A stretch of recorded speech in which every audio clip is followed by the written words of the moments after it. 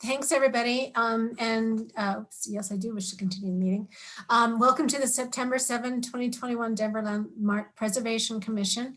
We're going to start with introductions this afternoon. I'll go first since I'm already talking. My name is Julie Johnson. I'm a Historic Preservation Project Manager, and I was nominated by the community at large. And next, I believe, would be George. You're muted. There you go. I'm George Dennis. I was nominated by History Colorado and am active in preservation in my neighborhood. Great. Thank you. I believe next is Brad. Hi, my name is Brad Gassman. I'm an architect nominated by History Colorado.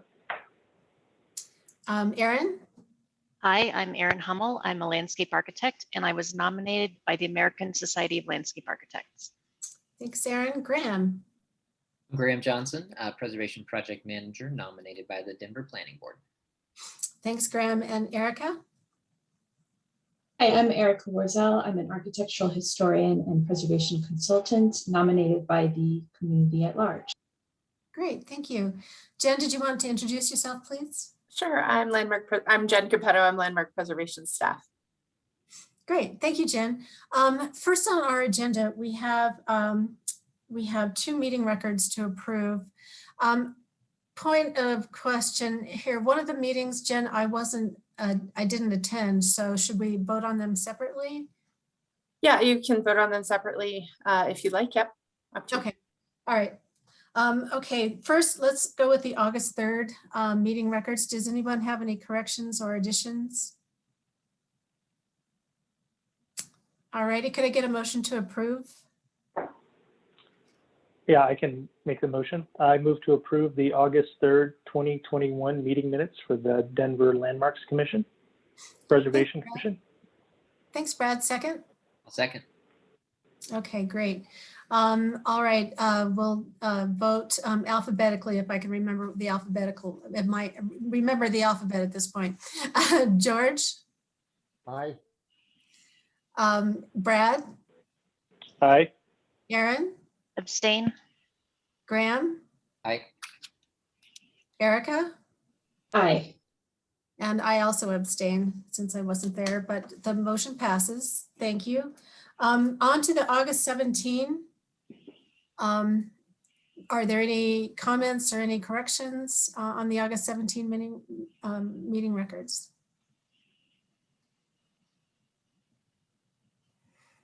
Okay, I'm seeing no. Can I get a motion to approve the minutes as presented? Madam Chair, I'll move to approve the August 17th meeting records. Thank you, Graham. Second? I'll second. That. Erica, thank you. All righty, let's take another vote. George? Abstain. Erin? Abstain? Brad? Aye. Graham? Aye. Erica? Aye. And I will also say aye. So the motion is approved. Next on our agenda, we at the beginning of every meeting, we have a few moments for public comment. If there's anyone who is on the phone or has contacted us by email that would like to make general comments about historic preservation, not related to any of the projects on the agenda later. Jen, do you see anyone that would like to speak? No one has raised their hand, so they would need to use the hand raise function at the bottom of your screen, or if you're joining by telephone. We do have one person by phone, but they are an applicant. So anyway, if you're joining by phone, you can email us at landmark@denvergov.org with your name, phone number, and the project you'd like to speak on. If it's not, if it's something on this agenda that you are not a presenter already. And I don't see any. Don't see anybody. Raised. Okay, great. Then seeing no general public comments, let's go on to the consent agenda. These are routine design review items recommended for the commission, recommended for commission approval without discussion. with items passed on the consent agenda should coordinate separately with the landmark preservation staff to receive a certificate of appropriateness. There's no public comment for consent agendas. The consent agenda item today is 2021-COA-383, and that's 805-819 32nd Street in Curtis Park. Are there, commissioners, are there any comments or questions about this item?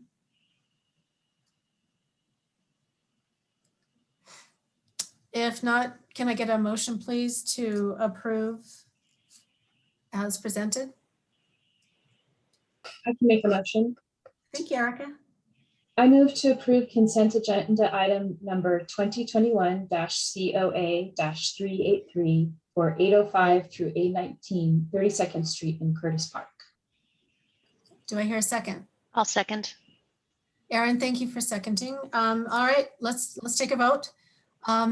George? George stepped away from his mic for a second. Let's go ahead and go with Brad. Aye. Erin? Aye. Graham? Aye. Erica? Aye. Julie votes aye as well. George, are you there? It looks like he, it looks like he stepped away or he lost connection. So we've noted that in the meeting record, and that would be 5 in approval. So that's sufficient. Great. The consent agenda passes as presented. Next, we go on then to our design review. Could you release the folks who are here for consent? Yes. If you were the applicant here for the consent agenda item, you are free to leave the meeting. Of course, you can stay with us if you wish, but you can contact the staff person that you were working with to get your COA, and you're free to leave the meeting.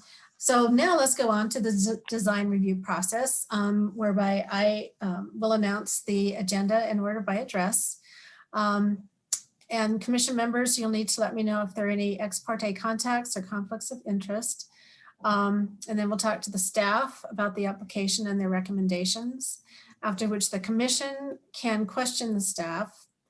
The applicant presentation comes after that, and that is limited to 10 minutes.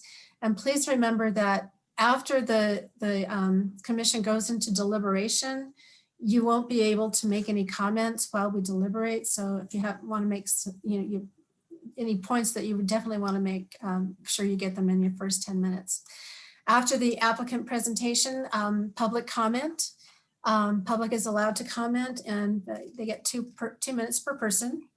And then if the staff needs to clarify, they will. The commission will go into deliberation, and then we go under motion, and then we take a vote. So that is how the design review process works. First up, we have Brittany with 2021-COA-334 at 3430 Mead Street. So this is a pop-top addition request for 3430 Mead Street in the Packards Hill Historic District. This structure was constructed in 1912 and is a contributing structure to the Packards Hill Historic District. Here in the middle is the proposed structure that that will be popped, and then in the bottom left corner, you can see a photograph of a rear addition that will be demolished as part of the pop-top addition. Here are some additional photographs of the interior attic conditions and a tree in the backyard that the applicant would like to preserve as part of the pop-top addition. So here is the existing footprint of the house. As I previously mentioned, the rear addition will be demolished as part of this addition, and then 32 35.2% of the roof will also be demolished as part of this proposed addition. Because this is below 40%, this does not require a public hearing before the Landmark Preservation Commission. The commission has previously reviewed this pop-top addition, but the applicant has modified it. However, there is no change proposed to the demolition program or placement of the pop-top addition. Whoop, that went a little too far, I think, but that's okay. So here's the existing structure from the west elevation and the east elevation that will be modified. There are no changes proposed to the primary structure other than the pop-top addition. And site work will also include moving forward the fence on the north side of the site minimally. So this is the existing conditions.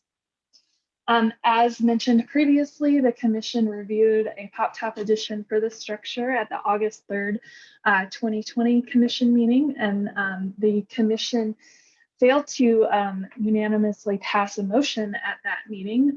During the commission discussion, there was much concern about the height of the attic space, the alignment of the one-story mudroom bump out addition on the north side of the building, the accent square shingles that were proposed between the windows on the pop-top addition, and then the use of a slider window on the south elevation. At the commission meeting, the commission did state that a pop-top addition may be appropriate for the site if the height were lowered. And since that time, the applicant has addressed the following things. So the applicant has lowered the height of the pop-top addition by 21 inches, 21 3/8 of an inch, revised the slope of the roof from an 8/12 to a 6/12, and then simplified the massing of the pop-top addition, aligned the one-story mudroom eave with the eave of the primary structure, and eliminated the square accent shingles from between the windows. These were all part of the motion that was made by the commission. Again, however, that motion did not pass unanimously by the commission, and the status quo was retained. Since that time, the applicant has also restudied the window proportions and placement, and they have also eliminated the brick chimney extension.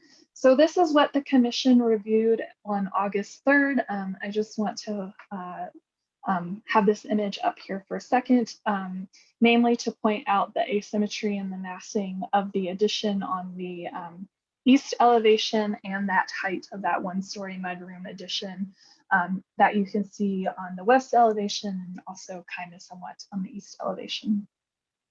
So here is the revised submittal. So you can see that the applicant has lowered the height of the proposed addition and has simplified the shifts in massing on the east elevation. So it's a much flatter form on the east elevation.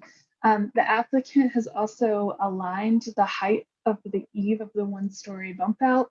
And with that alignment of the eave height, it did minimally change the roof form for that one-story bump out addition, which you can see here in this east elevation.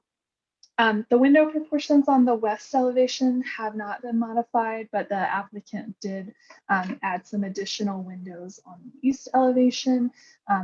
Those are located at the rear and are minimally visible from the public right-of-way, so staff do not have concerns over those window placements. And they have also eliminated that square accent shingle between the windows, and now that is proposed to match the adjacent cladding material. So on the second floor, it will be a diamond shingle, and on the first floor, it is lap siding, and then that mudroom addition has a square shingle on it.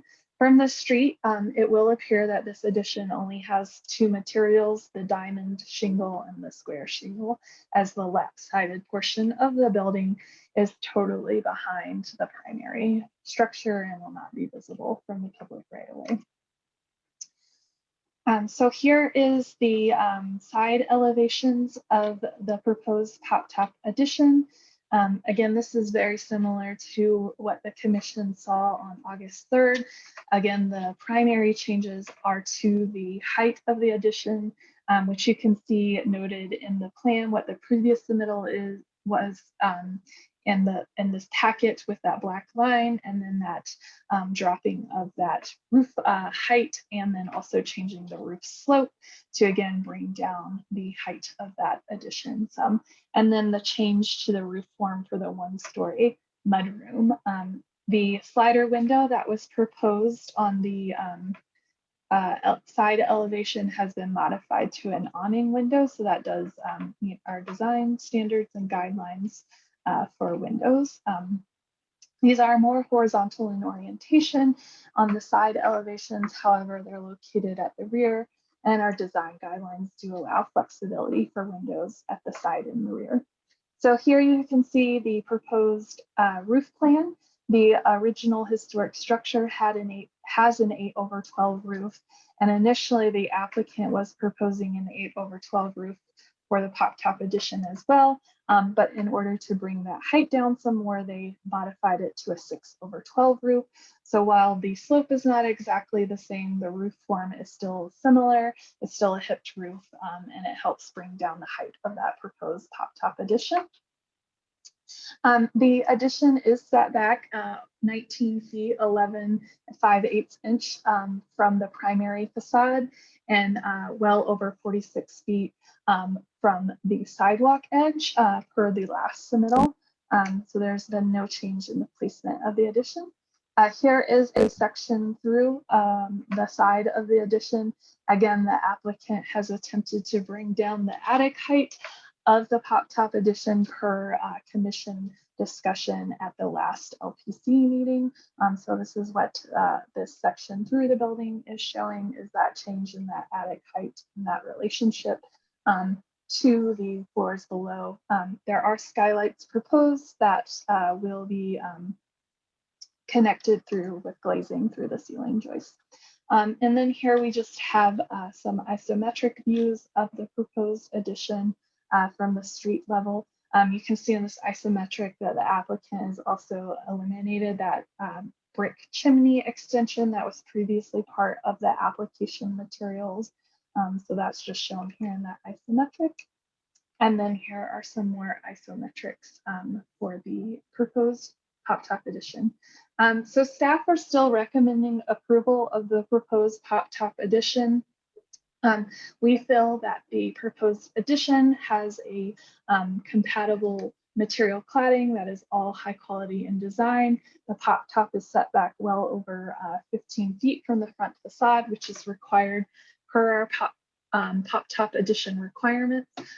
While the addition will modify the original roof structure, the commission has approved pop-top additions in the past, and by the nature of a pop-top addition, they just modify the original roof structure. When staff were talking with the applicant initially on this application, we did recommend a rear 2-story addition connected with a connector piece. However, the applicant stated that they do want to preserve the tree in the rear yard, and the applicant mentioned during presentation on August 3rd that the applicant would also like to preserve the rear yard, as she is a veterinarian and boards dogs at her house for personal use. And the commission did discuss that a pop-top addition may be appropriate for this site if there were some modifications to the addition. So staff are recommending approval, as we feel that the applicant has addressed the commission's concerns from the August 3rd meeting and revised the design to be more subordinate in design and still compatible with the surrounding historic context. Great, Brittany, thank you. Commissioners, have you any questions for Brittany at this point? Okay, great. Jen, do we have our applicant ready to go? You're muted. Jen. I'm muted. Emily is moving them over. So Great. you guys are just more efficient with your not having questions.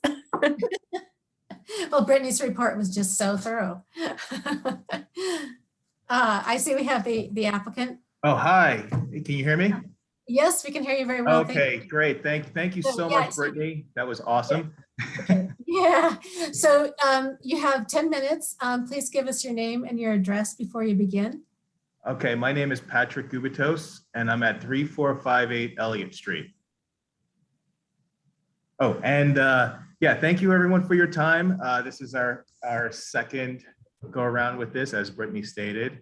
Again, I'm apologizing on behalf of my client, the owner, Laurie Allen. She can't be here because she's always operating on puppies and kittens and things like that. And so she trusted me to help out with this. And I also apologize for my last hearing. I was, as soon as I was about to talk, my neighbor started right outside my office window, started mowing the lawn, and I had to run somewhere. I had some technical difficulties, and kind of, with being a nervous person, it kind of sounded like I was underwater. And there was a lot more things I wanted to talk about during that meeting, but just kind of flew by. And one of the things I wanted to mention during that last meeting, and I think it was something that maybe was addressed, that maybe Erica, I think I maybe heard hers mention, you know, why would you buy a single story classic cottage in a historic neighborhood? And I just wanted to point out that Laurie, she originally bought the place back in 2013 with the original intention on doing an addition in the first place, but didn't have the funds at the time. And you know, Packard's Hill became a historic district in, I think it was 2017, 2018. One of the, I just remember I was actually I was actually presenting after the meeting, after that one hearing. So I think it was in 2017, and it was a very long meeting. And I think I ended up presenting at like 5 o'clock in the afternoon. So, but yeah, just wanted to let you know that, you know, her intention was to do some kind of addition when she could afford it. And as the cards fell, it happened so that, you know, it's now a historic district, which is, you know, benefits everybody, of course, you know, and it doesn't benefit some people. I mean, it goes either way. But I just wanted to let you know that. So back to what I did, as Brittany said, I think it was George who granted conditional approval if we did some of the things that did the things that I did. You know, remove the material between the windows, remove the extended chimney, lower the eave on the rear addition. And, you know, by doing that, I think one of the comments was that, you know, the mudroom and the house looked like two separate structures. And, you know, by lowering it and continuing the roof line over it, it actually, you know, gave it some congruence and continuity. The other thing that we did was, you know, called out that the siding was smooth and got rid of the notch that was in the back, and made it, you know, a rectangle or parallelogram, or, you know, just made it much more simplified. So it's not, it's subordinate to the original structure. And then, you know, I honestly think it may have been approved the last time we went around, but, you know, the elephant in the room was the height of the attic space. And by addressing that, what we did was we went from an 812 to a 612 in order to keep that 4-inch separation between the existing ridge of the existing house and the eave of the addition. Just didn't, you know, we know that that's going to open up just a can of construction nightmares if we go drop below that ridge and keep the roof line at 812. And by dropping it to a 612, which is the little dormer in the front, that, you know, that took off 22 inches, which is significant to our original height. You know, although it is obscured by, you know, trees in the front, trees in the back, it's still, you know, with it being pushed back so far and also being dropped the additional almost 22 inches, I think that I think that we did the house design a lot of service and produce something that's beautiful and that, the neighbors like and that the owner loves and that, I think it's beautiful. I think that maybe one thing is, people might say, oh, 612, the original roof is 812. And it doesn't match the 612, but the 612, if you look at a 612 and an 812, you can barely tell in person that there's a difference. Like the dormer is the 612, so it kind of calls from that. And looking at an 812 and a 1012 is kind of the same. As long as you go within two, it's hard to tell, for most people that there's a difference in the slope. I think the bigger issue is that we were able to lower the roof height considerably. And yeah, I think I hit all the points that we were talking about before. I think, and one more thing is, as Brittany mentioned, squaring off the back, we got rid of that notch, and that was probably a huge, call to make it more simplified. I think that, making that roof line the way it is now, it lends to more of a classical feel, and trying to just celebrate the existing structure. So yeah, that's it. Let me know what you think, and I hope you like this one. Okay, Thank you. Patrick, thank you very much. Commissioners, have you any questions for the applicant? Nope. No? Okay, Patrick, you did a great job. No questions. So let's move on. Are there anybody from the public that wishes to speak, Jen? I don't see any hands raised, and we do have a few new phone numbers, so I'll go over that again real quickly. That if you're joining by phone, please email us at landmark@denvergov.org with your name, your phone number, and which project you'd like to speak on. But if you're joining by computer, use the hand raise function at the bottom of the screen. At the moment, I don't see anyone using the hand raise function yet. Okay. Alrighty, then we will go ahead and move to, let's ask Brittany, did you have any other comments after the applicant's presentation?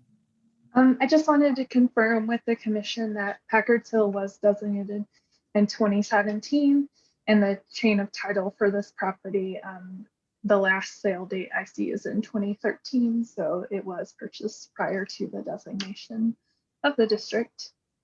Okay, thank you, Brittany. All right. Then if there aren't any other questions for the staff, then commissioners, let's go into deliberation. What do you all think? Erica. Yeah, well, first off, I'd just like to clarify that if I gave the impression of saying anything along the lines of questioning why someone would want to live in a historic district or buy a one-story house in a historic district, I would never question that. And in fact, regret that there's only one life to live and I can't live in all the historic districts. So please, I apologize if I gave that wrong impression, but I would never question that, and know that there are, of course, some challenges to work through when you're dealing with a smaller home like this and finding the right way to do an addition in a historic district. But I think that gives me the right segue to then say that I think this redesign of the roof form is quite successful in helping this addition be more subordinate to the original structure. And in fact, not only just the height going down, but I do think that subtle difference in the roof slope actually helps me feel like this isn't a kind of strange replication of the original roof. I think that this that slightly shallower roof just kind of helps differentiate this as being a subordinate addition to the rear, rather than trying to replicate too much the original roof form. So I congratulate the applicant. I think they did a great job in addressing our comments, and I support this application. Erica, thank you. Anyone else? Julie, Yeah. Yeah, I'm just gonna jump in because I was also one who voted the opposite way last time, but appreciate the same moves in height. I think that was one of the primary concerns. So I'm on board. Erica said it well. Great. Thank you, Graham. Anybody else have a comment? I agree with Erica and Graham on this one. So I think they did a really nice job bringing the height down and changing that slope, and then the chimney extension. By removing that, I think that helped quite a bit. So I'm supportive of it. Okay.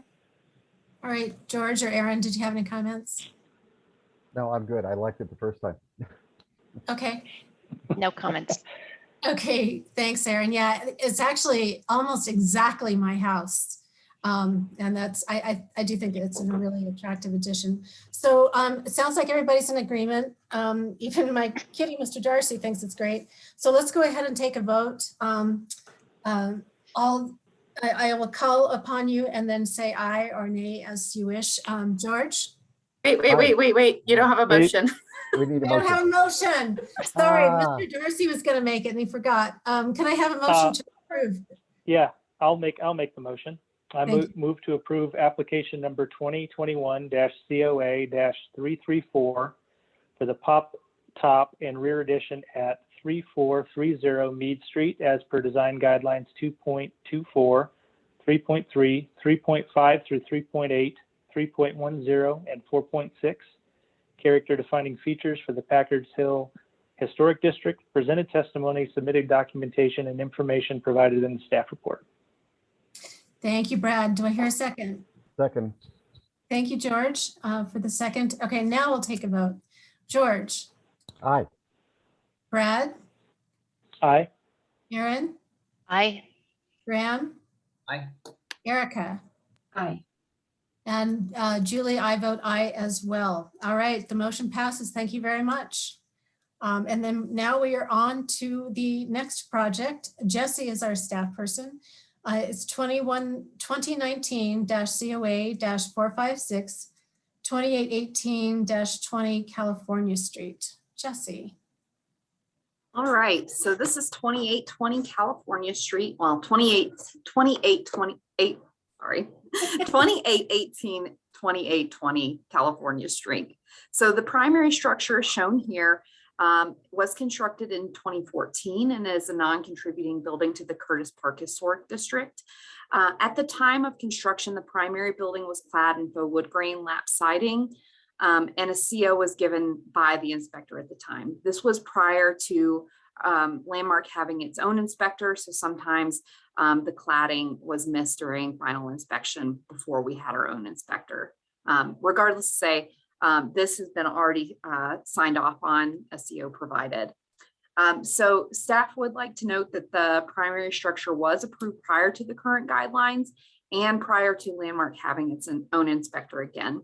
So also here you can see in the second photo, you can see just in the background the ADU that was approved by you all in the past. So just going to move on to the next slide here. If it'll move. Okay, there it goes. So pictured here is the ADU that was approved by the commission on December 3rd, 2019.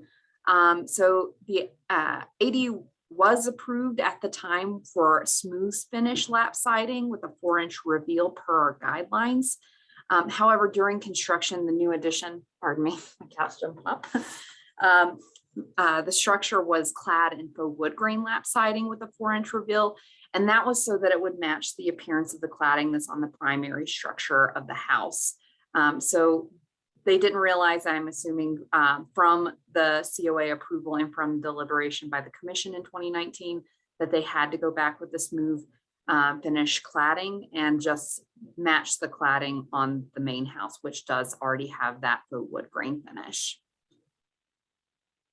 And then I will move on. So now the applicant is requesting a retroactive approval for the faux wood grain siding. In addition to the lap siding, the applicant is requesting retroactive approval for the exterior wall outlets that are on the west elevation. This is the side of the ADU that will face onto the back of the house. So it's interior lot, and these outlets are on that wall and kind of very difficult to see from public vantage points. Staff is recommending approval of the application on the basis that the ADU faux wood grain cladding was added so that it is similar to the materials found on the primary structure, meeting guideline 4.19. The ADU is a secondary structure located at the back of the lot and is not readily visible from public vantage points, also meeting 4.19. Additionally, the exterior wall outlets will be located on the interior lot facade and will not be readily visible from public vantage points, meeting intent statement 2X. So staff is recommending approval of this proposal. Jesse, thank you. Commissioners, do you have any questions for Jesse? No. No? All right. Then is the applicant present and ready to talk with us? Yes, I am. Can you hear me? Hi. Yes, we can hear you. Thank you. All right. Welcome to the meeting. Please give your name and address, and then you have 10 minutes. Okay, perfect. Thank you very much. I am Sarah Senderhoff. I live at 2290 Glencoe Street in Denver, 80206. And I am with L&D Construction. And to start off here, I have to say I'm completely embarrassed to be coming in front of the board today to be asking for this approval. Our company has built ADUs in historical districts in the past, and this is just an honest mistake that our company did, along with conversations with the homeowners. Like I said, I'm super embarrassed that we're having to come in and have you consider approving this today. I think really what happened is my project manager, my field supervisor, talking with the homeowners of this project when they were ordering the siding, talking about colors, all of that. The plans say that it was meant to be the 4-inch exposure lap sided painted to match the house. They took that as the siding was to match the main house as well. And it's, it was clearly on the plans that it should have been the smooth siding. They moved forward, ordered this textured siding and, to match the main house. I think that, the main thing here is we just want you guys to know that we absolutely were not trying to sneak something by you. It was just trying to go with the siding of the main house. And as soon as I went over, because I went through this process with you guys for this approval back in 2019, and I hadn't been over to the house until after it was painted. And when I heard this had happened, and I just about died. I couldn't believe that we had done this. So again, I think some of the biggest points here is with this ADU in the back. And the first photo that Jesse showed, I was trying to take photos from the sidewalk, and I was trying to get at every angle I could to try to get the ADU so you could see that from the main street. And really you can only see the very top. I don't know, Jesse, if you can maybe take it back to that first slide that you had, the one on the right. You can just kind of barely see it through there. So it doesn't you can't see it very much, from the main house. Obviously you can see the siding that was approved in 2013, I think, when the main house was done. But I don't think I really have a whole lot else to say other than we're hoping that you guys will consider approving this project just based on what the siding was for the main house. If there's any questions that I can answer, I'd be happy to do that. Okay, Sarah, thank you. Commissioners, do you have any questions for Sarah? Nope, I don't. No? Okay. Sarah, thank you very much. Jen, do we have any public comments? Let's see. I don't see any hands raised. I'm going to go to that slide. So if anyone wants to click the hand raise button if they want to provide comment, please do. And no one's doing so. No, all righty. Okay, great. Then commissioners, let us go into deliberation, please. Thoughts, opinions? This is Brad. I'll start. I think per design guideline 4.19, this accessory unit matches the primary structure. So I think I'm okay with it. I think it's far enough back in the yard, and understand that these mistakes happen, but I think it does meet the intent of 4.19. All right, thanks, Brad. Anyone else? Graham? Oh, I will agree with that logic, and I think that the situation here where we sort of bridge the time and the gap, I'm comfortable with staff's motion and report on this one as well. Yeah, I agree with you guys. Aaron or Erica, George, anybody else want to? I'd just say that for the retroactive approvals, this is pretty minor from the other ones I've seen. So I don't find any objection to the wood grain sidings. Thanks, George. And yes, agreed. So do I hear, it sounds like we're coming to a thought here. Are there anybody want to make a motion to approve? I will. I move, Madam Chair, I move to approve application number 2019 COA 456 for the addition of wood grain cladding, fencing, and exterior outlets at 2818 2020 California Street, as per design guidelines 4.19, intent statement 2X, presented testimony, submitted documentation, and information provided in the staff report. George, thank you. Do I hear a second, please? I'll second. Aaron, thank you for seconding. All right, let's take a vote. George? Aye. Brad? Aye. Aaron? Aye. Graham? Aye. Erica? Aye. And Julie votes aye as well. The motion carries. Thank you very much. All right, we are now on to our next design review project, and Brittany is a staff person. Hi, Brittany. Hi.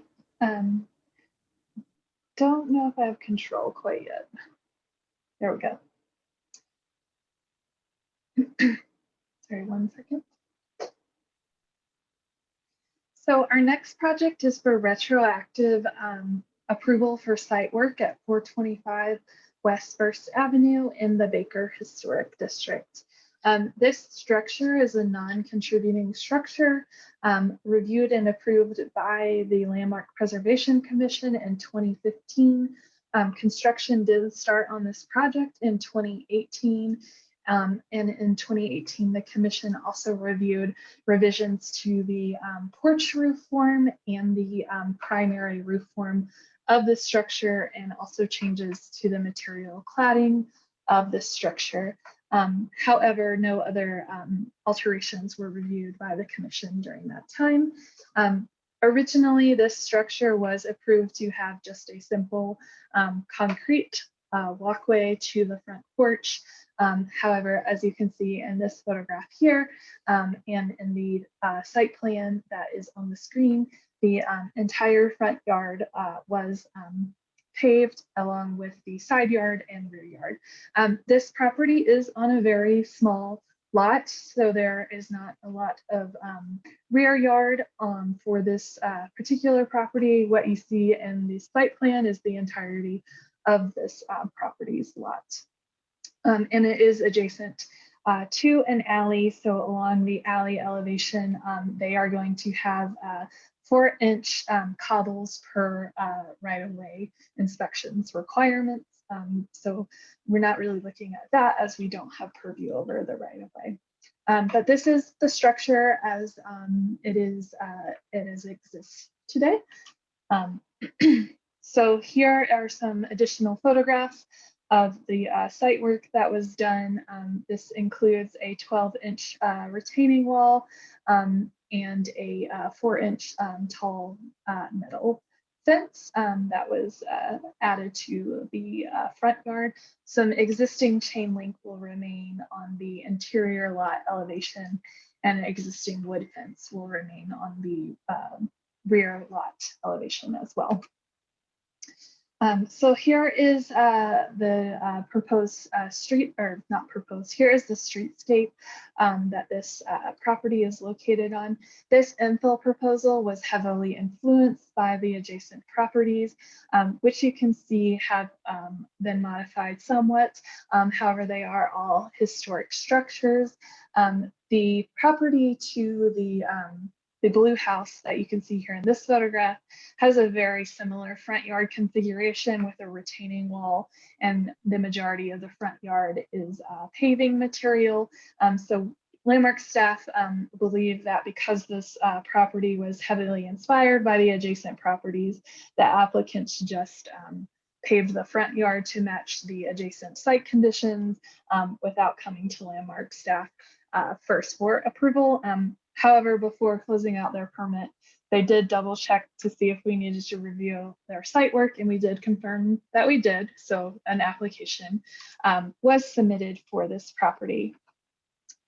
So staff are recommending approval because originally this property did have a existing fence that was intended to be retained on the site.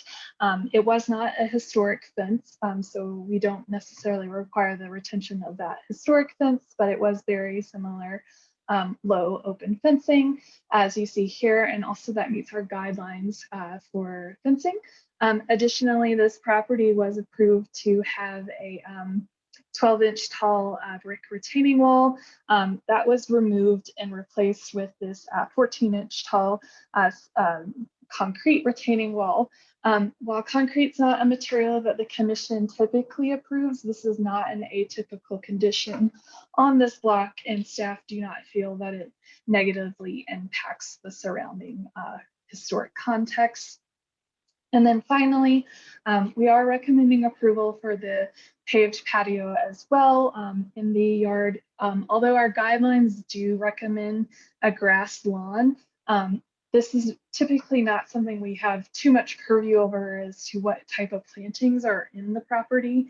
And additionally, on this block, there are several structures that do have paved lawns in the front yard. And the yards on this particular block in the Baker Historic District are very shallow. And you can find large porches close to the public right-of-way. It's not the typical large, deep lot, front yard lots that you see within the Baker Historic District. And then the existing chain link will be retained, so there is no change there. So that doesn't require coming into compliance with our current guidelines. And we do feel that although this is an atypical condition, we are recommending approval of the retroactive approval of the site work, as we feel it will not negatively impact the surrounding historic context. And also this house is a non-contributing structure to the Baker Historic District. So we are recommending approval. However, we did receive a letter of opposition to the project, which I have forwarded to the commission for review. Thank you, Brittany. Commissioners, do you have any questions for staff? I'm not seeing any questions. Hi, Jen. Do we have the applicant available? Yep. They've been promoted. Okay, great. Yep, so you're welcome to just to unmute yourself, turn your video on if you'd like. Scott, you have your hand up, so you can do that on your own. And it may be that we have one of them is on the phone. I'm wondering if that's the case. Scott. Okay, great. You're muted. Yeah, you're muted, Scott. Could you get, and when you're ready, if you could give us your name and address. And There- how's that? there you go. There we go. Thank you. Hi, I'm Scott Peterson, and I live at 437 West First Avenue. So it was one of the other houses they showed in the picture. And we've been working on this project, chipping away for quite a while. It's been a very a challenging project to say the least, and I appreciate your time to help us try to get this over the finish line.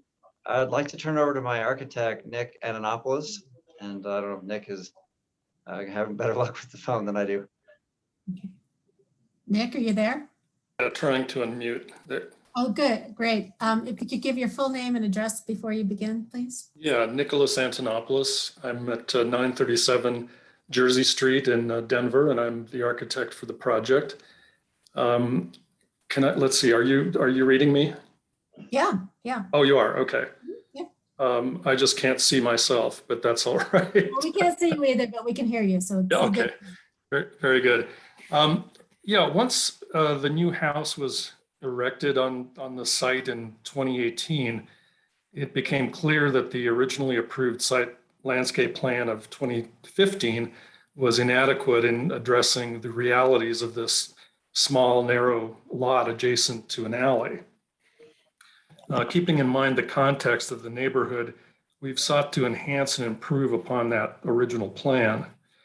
A new patio outdoor living area. And I want to make note that this is probably the only area where outdoor living really can take place on this house, which is off the main entry, comprises the major improvement that we're looking to retroactively approve.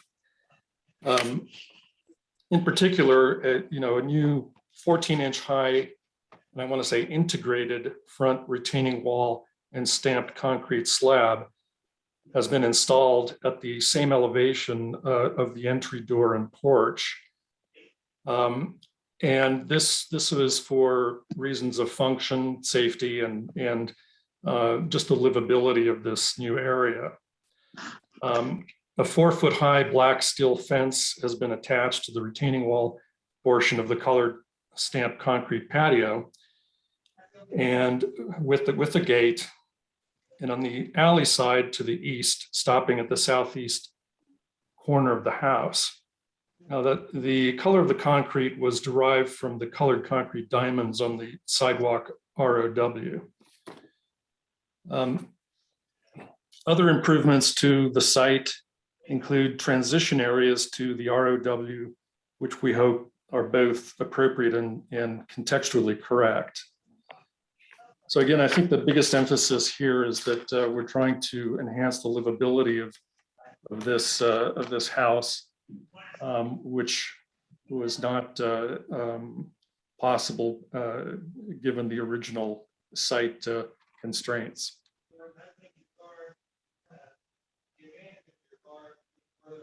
Okay, is that the end of your presentation? Yes, unless our third member wants to chime in. We've been trying to promote him to panelist, but it's not promoting at all. Okay. He may be joining. Oh, wait, that just worked. I just tried again. Okay, great. So Brian, if you want to unmute yourself, you're welcome to do so. Unless he's joined by phone, which is the concern that I have. Brian, are you there? He's not unmuted.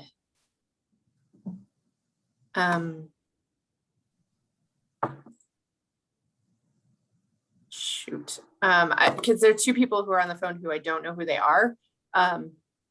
We ask for everyone's phone numbers if they're joining by phone, and so two members of the public who are potentially. Apparently, Brian is on the phone.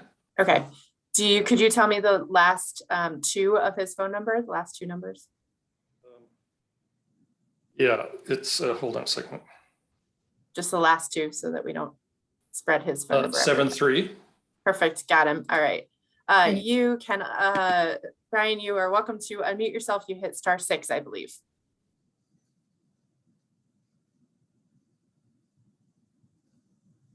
Brian, are you there? He's muted, but there we go. Hi, everybody. That was a challenge. Hold on, let me. One second here.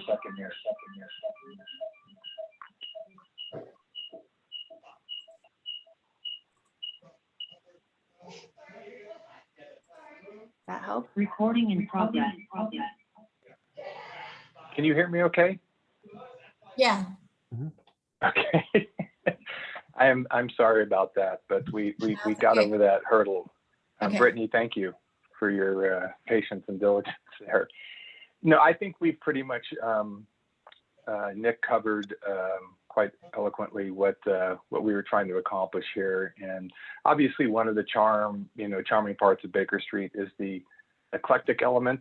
And so we were trying to align appropriately and not have too much of a good thing, have obviously a usable outdoor living space, and then taking into obviously consideration some of the challenges of the proximity to the ROW and the realities there as far as the transition traffic through there.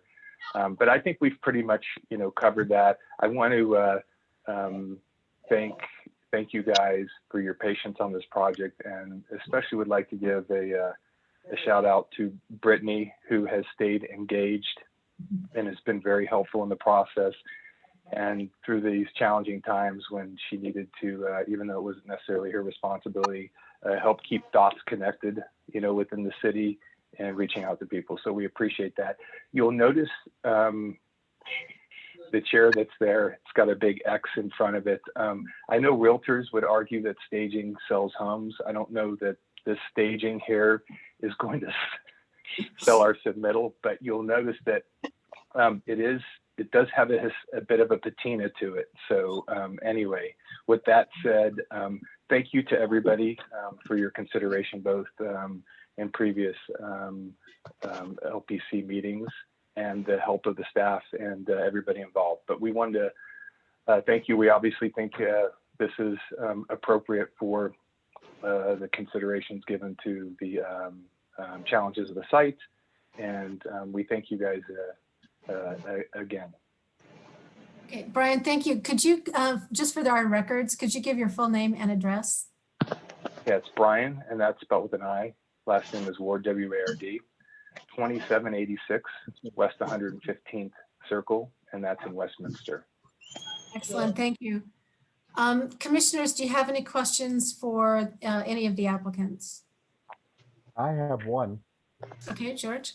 I see 2 meters. Is there an ADU or is this apartments, or why the second meter and the second gas meter?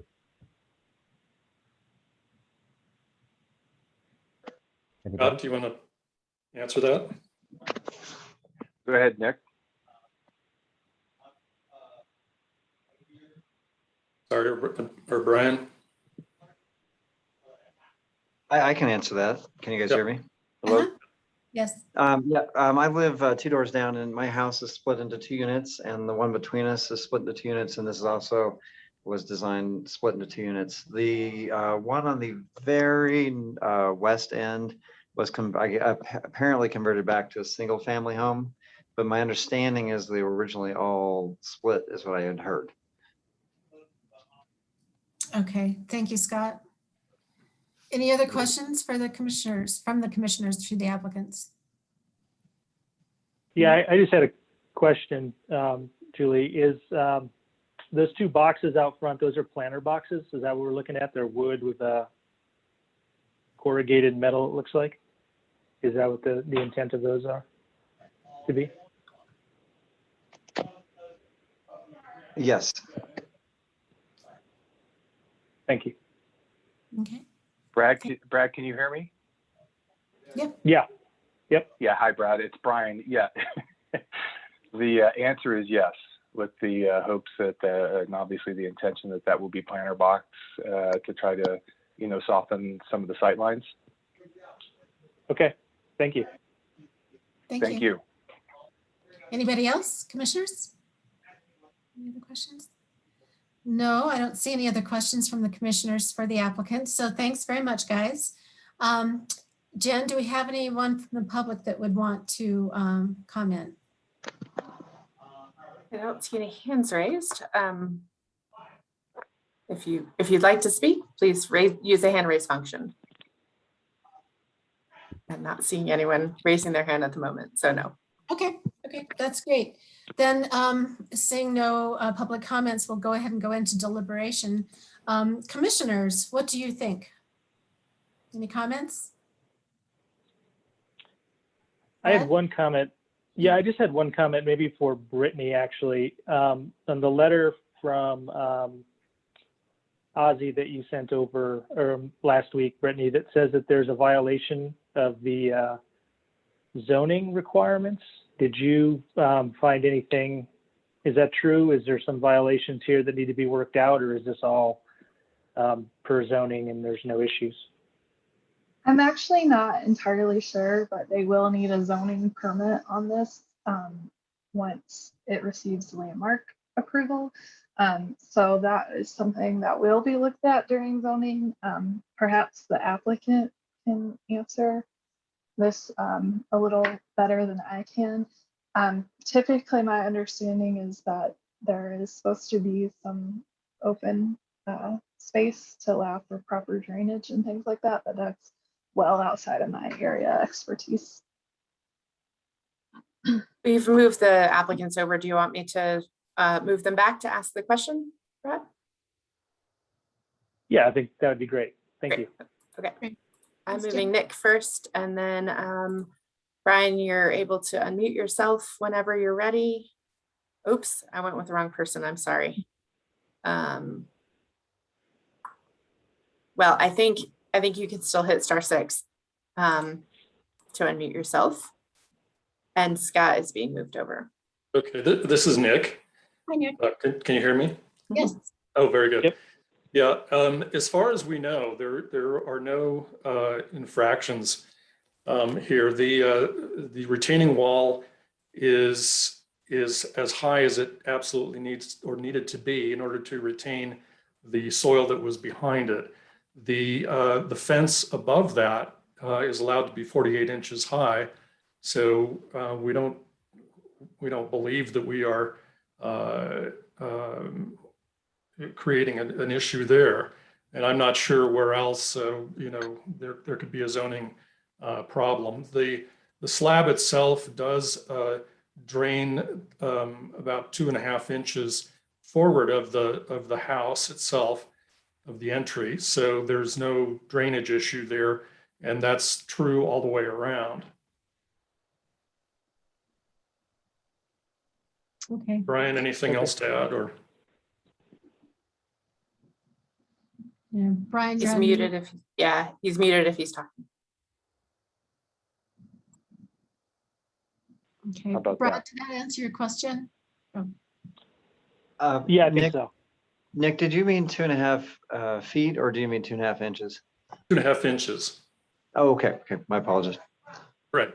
Yeah, it's about 1/4 inch per foot is what was required there. So that's something that can be measured if necessary. And the zoning inspector can come out and let us know if there's an issue.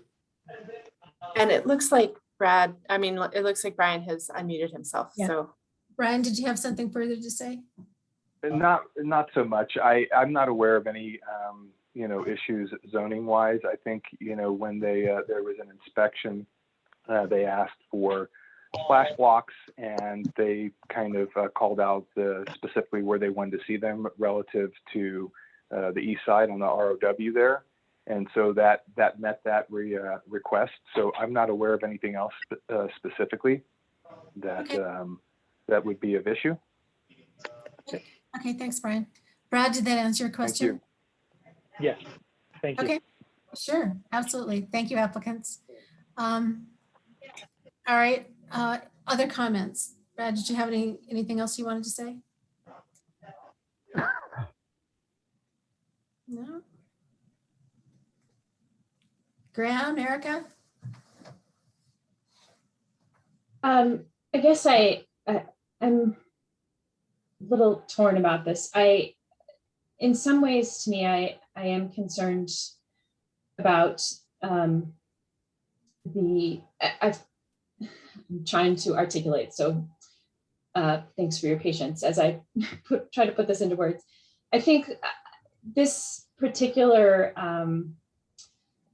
landscaping almost verges on something kind of beyond landscaping, in that it appears to put the house on a pedestal, and it's really kind of changing the way it almost becomes a full front deck, or it's beyond landscaping or pavers on it. As the applicant pointed out, it's an integrated retaining wall.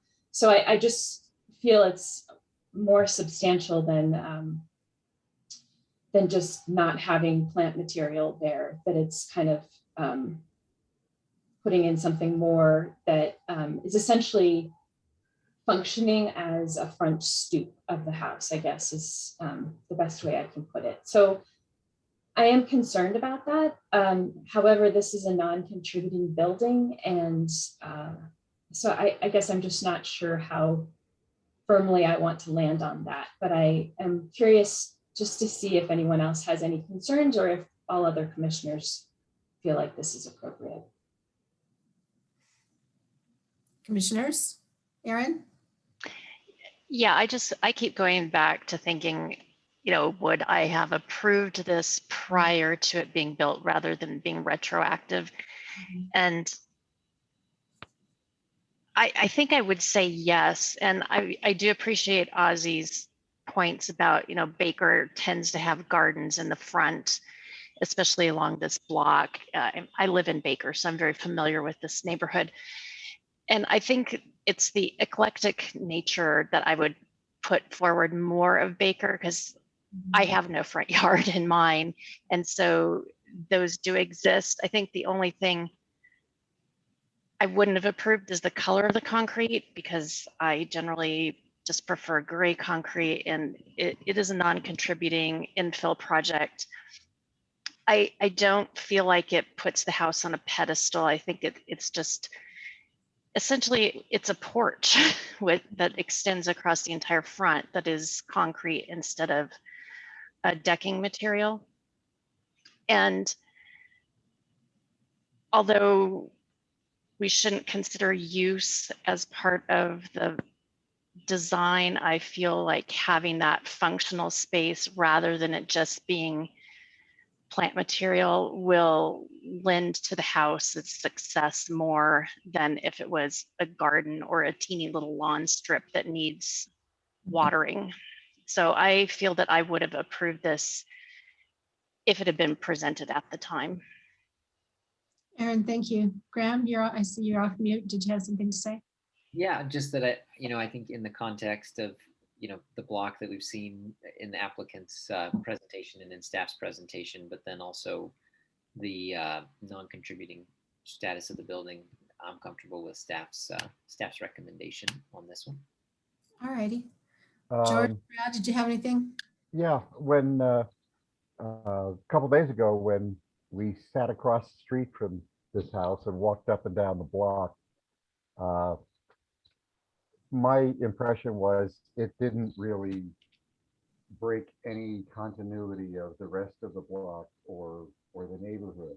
It's obviously a new construction, and yet it fits within the, I think, the scope, scale, and ambience of Baker, especially once those planter boxes become functional and the little strip in front of the retaining wall is planted. I think it'll be just fine. I don't have any objections to how it is. I don't understand, though, I've got the objection letter in front of me here. Violation of URH 2.5 zoning, that site setback must contain a minimum of 50% of the site area. I'm not sure what all of that means as far as the front garden, but barring that being a deal, I would certainly approve the approval. All right, George. Brad, did you have any comments? No, I think it's good to hear everybody else's comments. I think this gives it an opportunity. I think having the planter boxes, and hopefully it grows into more planter boxes, and it can become a really dynamic portion of the neighborhood. So I'm supportive of it. All right. All right, Commissioner. I would push the planter boxes towards the sidewalk Yeah, I would too. against the fence so that you give some privacy for the use of the patio, but those are movable Mhm. items. But Yeah. A friendly comment. friendly comment. Alrighty. Alrighty, commissioners. Do I hear a motion? Madam Chair, I'll make the motion. Thanks, Brad. I move to approve application number 2021-COA-384 for the retroactive approval for the site work at 425 West First Avenue per design guidelines 5.4, 5.8, 5.12, character defining features for the Baker Historic District. Presented testimony, submitted documentation, and information provided in the staff report. Thank you, Brad. Do I hear a second? Second. Second. Thank you, George. I think it was this time.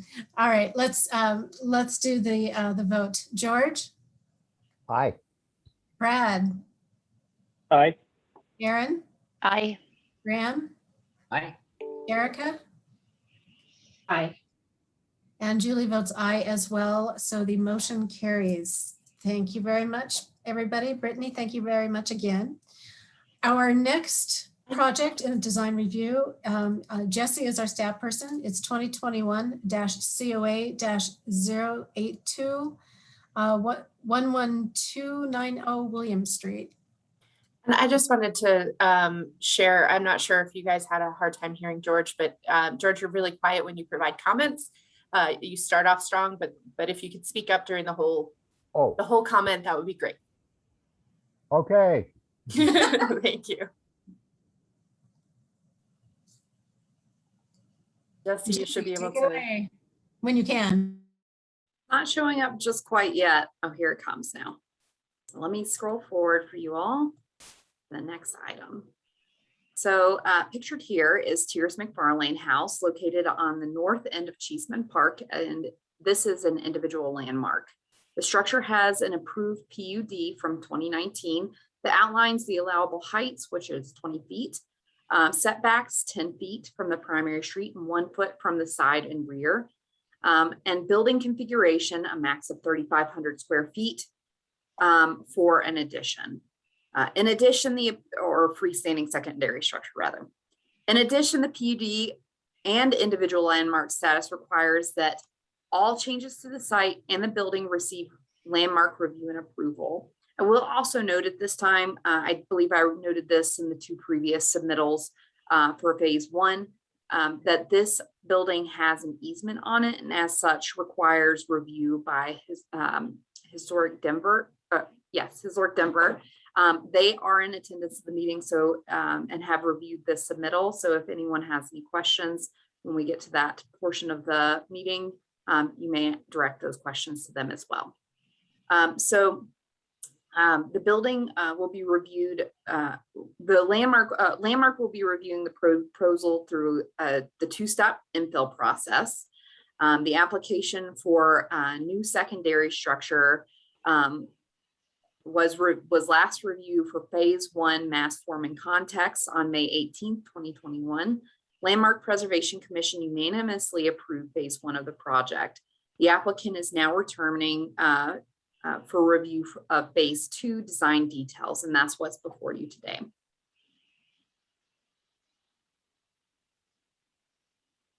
Okay, the new structure will feature an L-shaped footprint with a conservatory piece on the south side and a kitchen section or space to the north side, which we'll call the annex, and a connector piece between these 2 portions of the building. Pictured here is a proposed roof plan and floor plan for the infill structure. So you can see the conservatory piece here, and then the small connector piece that connects the annex to the conservatory piece. The new structure will feature a hipped roof with deck, drawing from the roof form context on the Tiers McFarlane house. The proposed roof will be clad in a raised seam powder-coated metal roofing material in the color black forest green. So pictured here are the proposed elevation. There are additionally many pages that were included in this application that aren't going to be in this presentation. I just wanted to let you know that in advance. I tried to include as much as possible, but didn't want to make this a 2-hour presentation. So if you have any questions, a lot of those items are in your packet for review.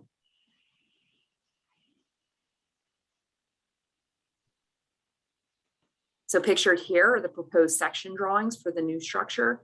Staff would like to note that the annex portion of the building will be clad in a powder-coated metal lap siding with a 6-inch reveal in the color black forest green, and that can be clearly shown and is dimensioned in these section drawings.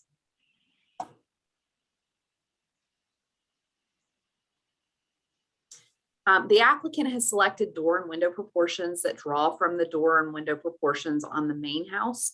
Pictured here is the door and window proportion study that they provided. They also included this as part of their phase 1.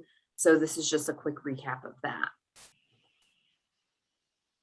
The proposed windows will be modern direct glazing and modern multi-slide aluminum windows in the color black forest green. The building will also feature custom powder-coated metal transom windows in the color black forest green. Those are also kind of shown in the section drawings as well. The proposed windows will sit atop a 2-foot powder-coated metal kick plate in the color black forest green. The proposed doors will be custom built powder-coated metal 3-light single doors and French doors, as well as a full light door in the color black forest green. Staff would like to note that there is one service door that is shown in the rear yard for section 3 on page 31. And we do not have any specifications for this door and will require that information be added to the application before final approval. In addition to the building materials, the applicant is proposing extensive site work to include accessible ramps and patio space with lighting. The applicant is proposing to install a new brick paver and patio on the south side of the building. The proposed brick pavers will match the existing brickwork on the site and will feature a running bond and herringbone pattern. Staff will need more precise information about the proposed brick other than it's just going to match the brick existing on site. So we'll actually need additional information before we can issue an approval. The patio will include a rectangular fire table, model number 5623-3450. That information is included on their materials sheet if you need to review that more closely. A large fountain feature to be determined, fixed planters to be determined, as well as movable planters to be determined, and a custom metal and cedar built benches, which are shown in detail on page 33 of the application. A 3-foot 6-inch metal picket fence will enclose the patio area on the southwest corner of the site. Details for several of the site features can be found in the application for the commission, for the commission's review, and those include just the bench and fire table. So staff will need information on the other materials and items outlined in this slide.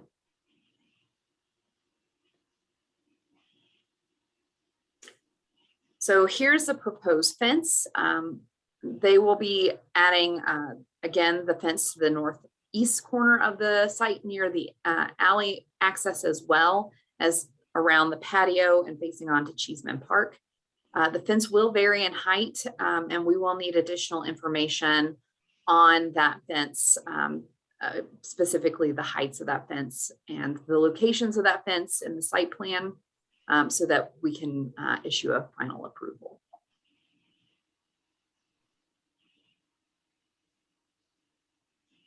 Okay, so the applicant has made changes to the previous proposal for ADA access to the site. Previously, you could only access the site from Cheeseman Park here, and it wasn't very equitable access, staff felt, so we encouraged the applicant to restudy that and provide more equitable access to the site and building. So they've added ramps here at the front, right off of the handicap parking space here, so they can access the patio here.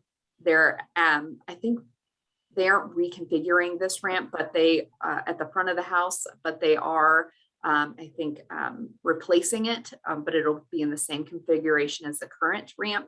And then they are adding ADA accessible ramp here at the back of the lot, and parking here off the alley so that they can access the basement and back of the site as well. So again, they did call out brick material, and they did show the ramps in elevation, but we need some additional information, including dimensions for height and that proposed brick material, just to make that clear. Okay, so in addition to the patio and the ADA access, the applicant is proposing layered exterior lighting for the site. The applicant is proposing 5 light types to be dispersed throughout the site. No new lighting fixtures are proposed to be placed on the primary structure itself, so this is primarily just site lighting. So the lights consist of L1, which is a simple wall sconce downlight located on the new infill structure. L2 is a recessed step light that will be located along the ADA ramps. L3 and L4, they have kind of a conflicting label between sheets 20 and 41, so that'll need to be corrected. But these lights are composed of a simple directional light and an LED garden and pathway bollard. Both lights should be fine under the guidelines. However, the directional light will need to not graze the front of the building per guidelines. And I think that was, and then L5 is a removable Tivoli string lights. These will be attached to freestanding poles on the site and will be located over the dining room, the patio dining area. So none of these light fixtures should have any direct impact on the Tiers McFarlane house.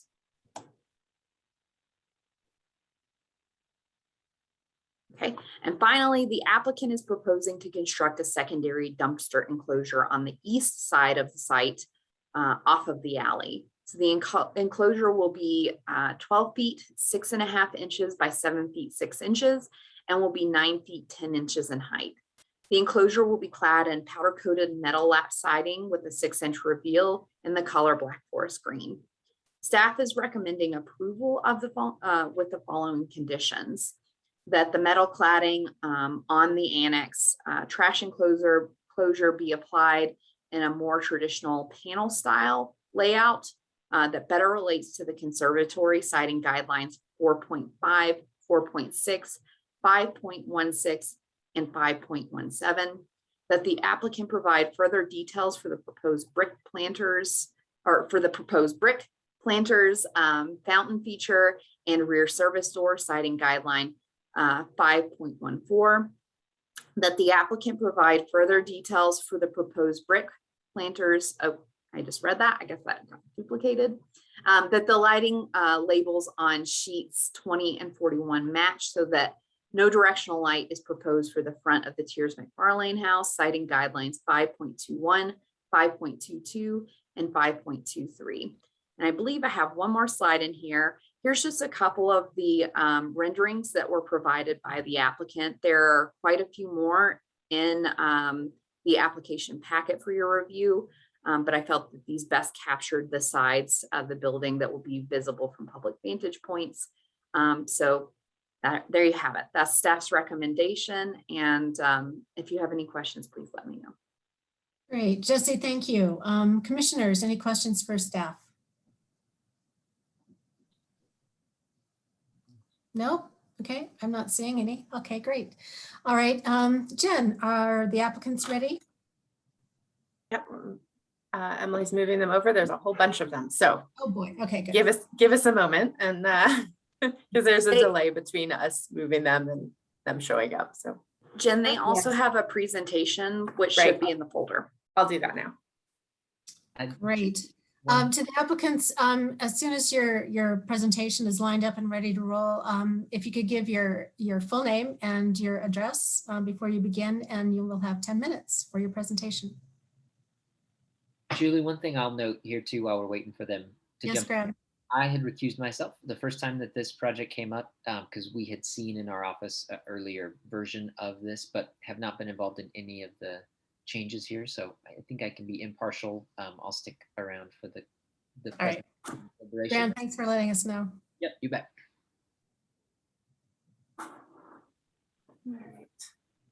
All righty, applicants, whenever you're ready. Yeah, you're getting, nope, I'll get it.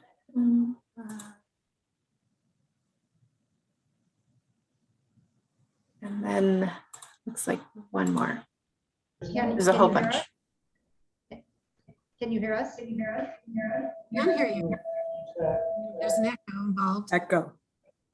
Sorry.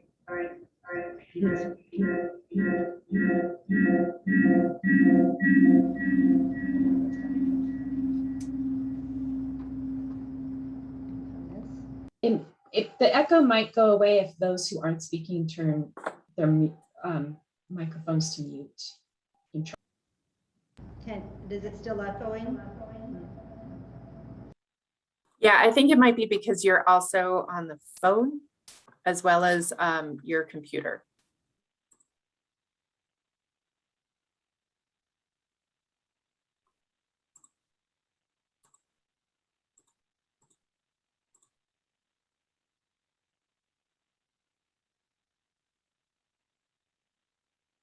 Now we don't hear anything.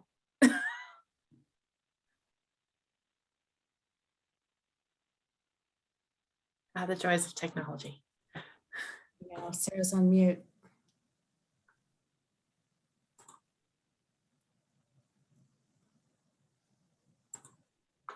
Jesse did such a good job on our presentation though, so. Jesse does a good job. Thank you. So shall we go ahead? So the applicants, should we go ahead? Can you hear us? Yeah, there's still an echo. It's really bad, Sarah. Can you turn yours off, Laurel? Yeah, it doesn't. Hello? Yeah.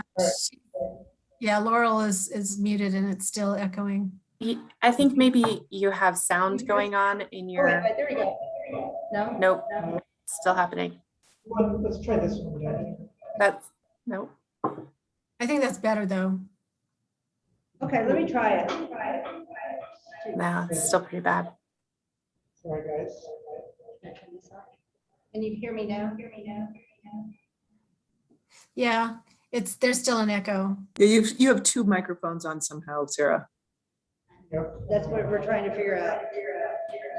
I'm so sorry.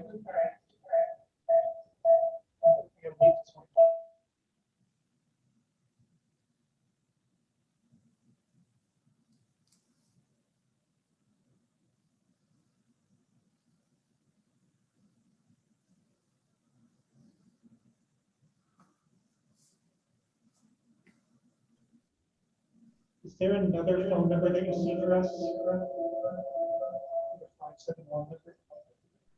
So we have a phone number that ends in 37 that's been unmuted. Okay. And that's it.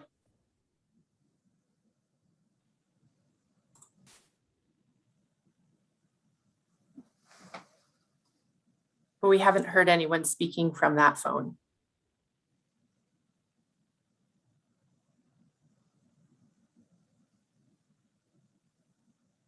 Laurel, you're going to have to present for us. Hey. I am Laurel Rains, and I am the landscape architect working on the project from Dig Studio with Sarah Brown and Aaron from Semple Brown Design. And we have a nicely rehearsed presentation for you. But as I said before, Jessie did such a nice job on it. I think she's covered most everything. But I'll go through it quickly, and I'm sure they're gonna have a dozen things they'll wish I said, but we'll move ahead. So this is a view from the park. One of the things to note are the beautiful existing trees in the park and the relationship of the park to the mansion and the new pavilion addition. Next, this shows the demo plan showing removing the existing building where the new pavilion building will go, removal of certain walkways and removal and replacement of the existing stairs that goes up to the front porch of the mansion, as well as some modifications to the back of house area of the site. Next. And this indicates what Jesse already told us about. There will be 2 handicap ramps, ADA ramps on the back side of the house, one to the lower level, one to the upper level to the back of house to provide service to the pavilion.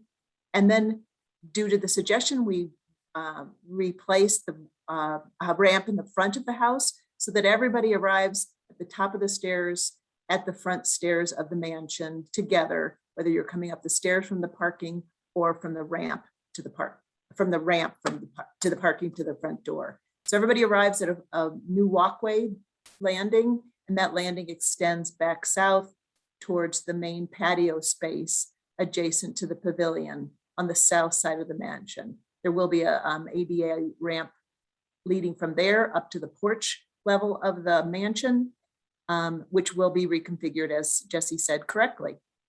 I'm not reconfigured, but rebuilt. Next. Oh, the other thing important to notice here that is the roofing of the building, that the sloped roof complements the hip roof of the mansion and also works to hide the mechanical equipment within its slope. Next. This is a landscape plan, the part that I was supposed to talk about. And it gives the idea that we're creating a comfortable, inviting space adjacent to the mansion that has a relationship to the mansion structure, to the new pavilion, and to the park itself to the south. And this space is primarily paved in pavers, but it's also planted in seasonally interesting planting material, including trees that are scaled on more of an ornamental level because we have a lot of big shade trees. So the new trees will be more of an ornamental size. There'll be addition of evergreen screening between the upper terrace and the parking to soften that. There'll be planters that are movable, that'll have summer color, and there'll be additional hedges and perennials around the site that soften the landscape experience and make it feel like a garden space. Next. And as Jesse mentioned, the paving material will be complementary to the mansion brick. We haven't specified the exact brick for this yet as far as the paver, but we do have one for all the building walls. These bricks will be used both in a herringbone and a running bond pattern to create interest and scale to the outside terrace. And then that lower right photo shows the softscape or crusher fine area that is around the fire pit, which is that area shown just to the north of the terrace on the west side, which is a soft space. Gives you a little ambiance of that.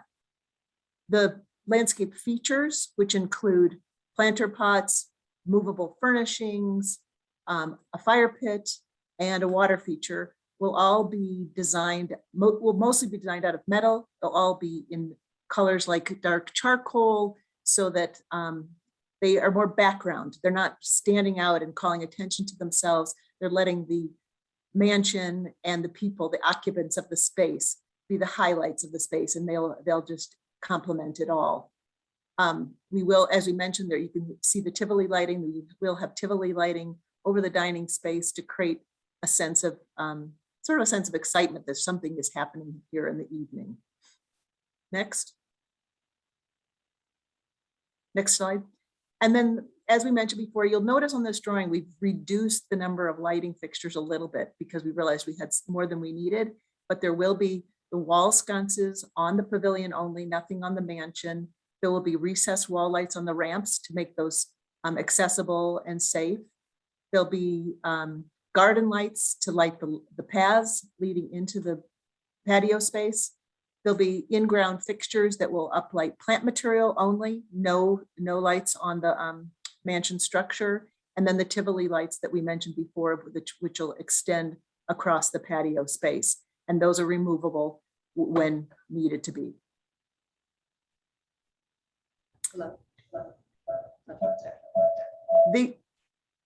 Sarah, you're still, these examples are precedent examples of buildings with the kind of pavilion structure added to a historic structure, and just are giving an idea of what we're basing, well, I wasn't, Seville Brown is basing the design on, are these kind of beautiful garden type structures. Next. And in fact, there are these sort of additions all around the neighborhood, not far from the mansion itself. And these photos capture that idea that there are these garden type structures associated with brick mansions or brick historic homes. Next. And also the detailing, that there's metalwork detailing that we can see within the neighborhood. This one metal window addition to this mansion on the left, the idea of metal canopies, railings, and also on the one on the bottom right, the idea of breezeways that connect two structures, because that's the way that the pavilion is designed, with two major structures and a breezeway feeling between the two. Next. And then the fact that Jesse brought up that the windows on the mansion itself are very carefully studied and measured, and their use or their arrangement is used in the pavilion so that the two will complement each other. The pavilion will complement the mansion in its facades. Next. And here is an example of this, looking from the park side, the pavilion, and its very light and airy structure, the conservatory feel, and the mansion behind that is highlighted as you view from the park to the site. Next. And this is from the entry side. You could get the idea of how well integrated the ramp is that allows access up to the front door. And then the evergreen plantings and the lower scale plantings that are associated with the patio itself. Next.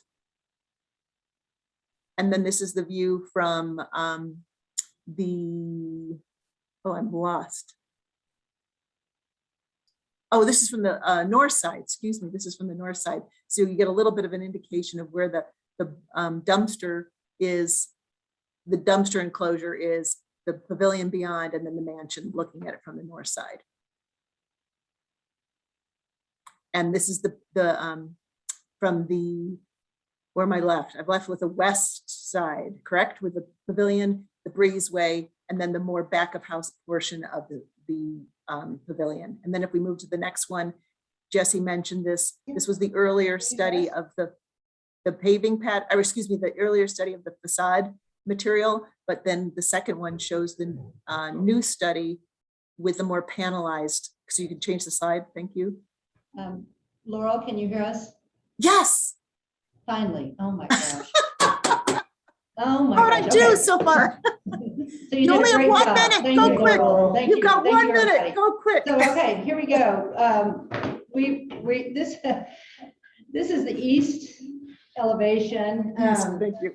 As we're looking onto the alley. The front portion is the pavilion structure, as Laurel mentioned. We have the connector between, and then we have the back of house annex building, which this is an option using paneling that mimics the pavilion building, and with windows and patterning that matches the pavilion. Jesse, let's skip ahead.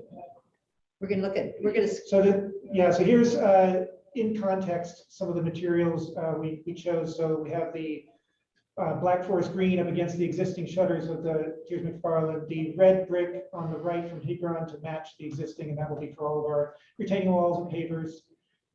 Next slide. There goes 10 minutes. There's our railings to match the existing. To be in charcoal powder coated. Yep. Go to the next slide. Okay, so I'm sorry. I'm so sorry. Sorry about all this. Sorry about this. That's okay. It happens. The renderings are in your packet. Okay.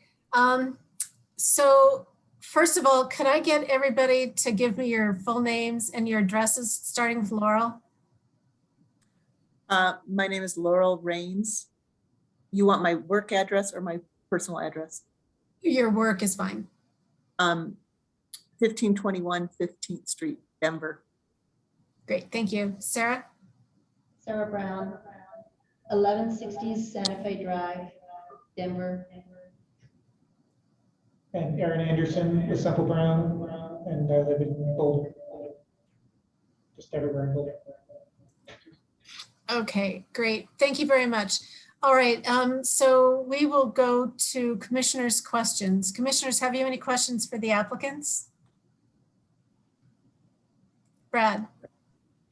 Yeah, I'm trying to just get a little clarity on the panel design. So it looks like the panelized system that faces the park looks like it's flat, and then this blown up section here, this enlarged elevation shows kind of a recessed panel. Is the intent for that recessed panel to also be on the park side and then on the other interior side as well? And it's just a miss on the elevations? Yes, yeah. Simple answer, yeah. Okay. It'll be a recessed panel, yes. And then this elevation, since you got it pulled up, this is an alt that you guys pulled together just to show a panelized version. So basically taking your panelized concept from the main pavilion and then moving it over to the kind of the back of house section of the building and how that would break down. Is that? That's correct. Yeah. And then in this scheme, you left the garbage enclosure then with the lap metal siding. I think that would actually be a painted wood as opposed to like a metal lap, but a wood lap side painted to match. So okay. Thank you. Okay, Erica, you had a question? Brad asked them all, so. Oh, well done, Brad. Commissioners, any other questions for the applicants? Jesse, did you have you had a staff comment? Yeah, just quick staff recap is that I have taken a look at their presentation for this proposed panel design rather than the lap design on the annex portion of the building. And staff feels that this is more appropriate. It ties into the existing conservatory portion of the building portion-wise, and is more traditional use of metal on a building. So we think that it relates a little more so to the rest of the proposed structure and to Tiers McFarlane House. Okay, okay. Erica. Yeah, I'm sorry. We might be getting to this because I know a staff person from Historic Denver is on the meeting, but do we know if Historic Denver has any comments to share with us or that they've approved this for their easement? They did write an email this morning and said that they were supportive of the proposal, but I will let them unmute if you guys would like to hear from them as well. Sure. But are there, before we go to public comments, are there any other questions for the applicants from the commissioners? No, it doesn't look like it. Okay, then let's go to public comments. All righty, Shannon, let's see. You can unmute yourself.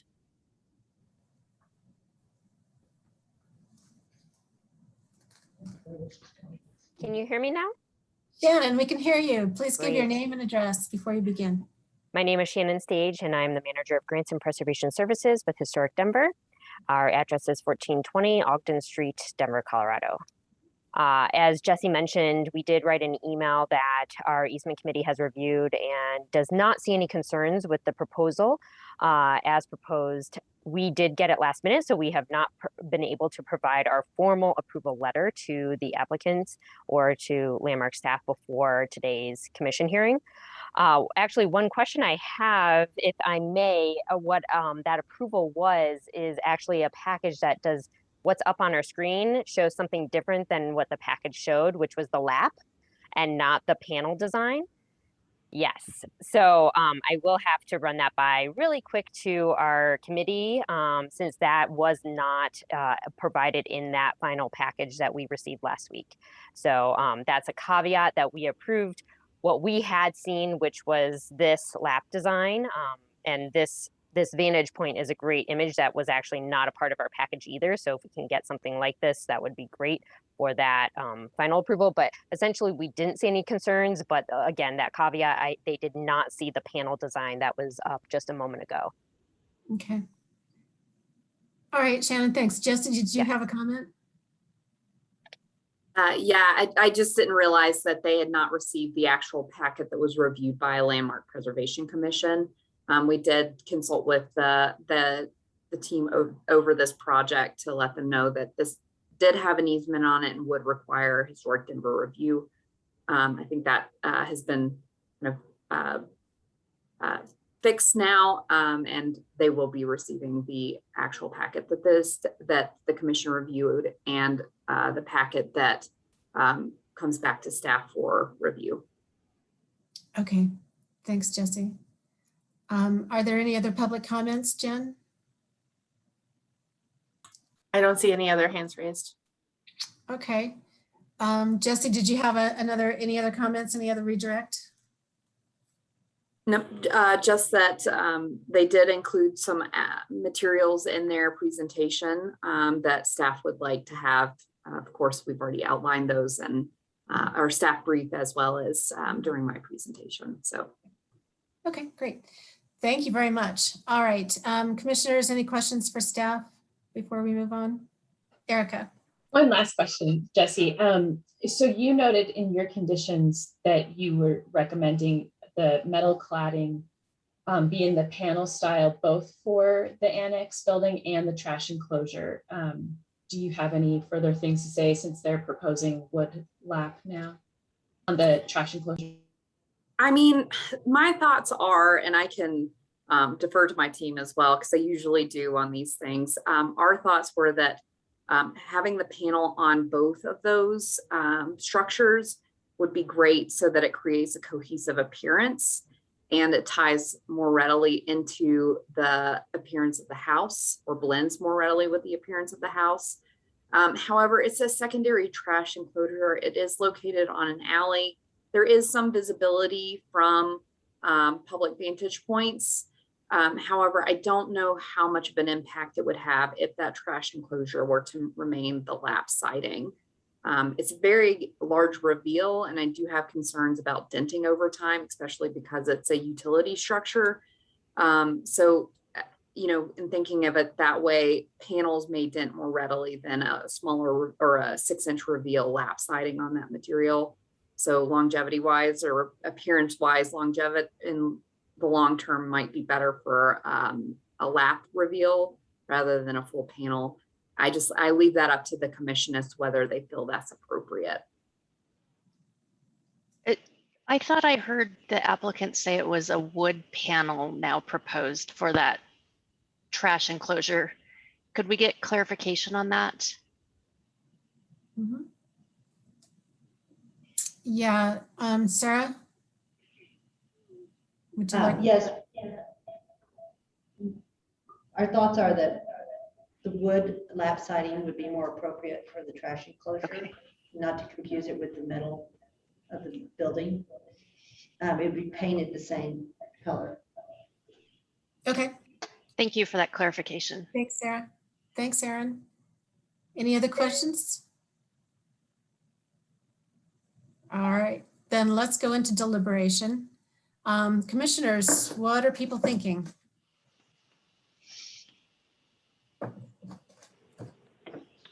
I'll dive in.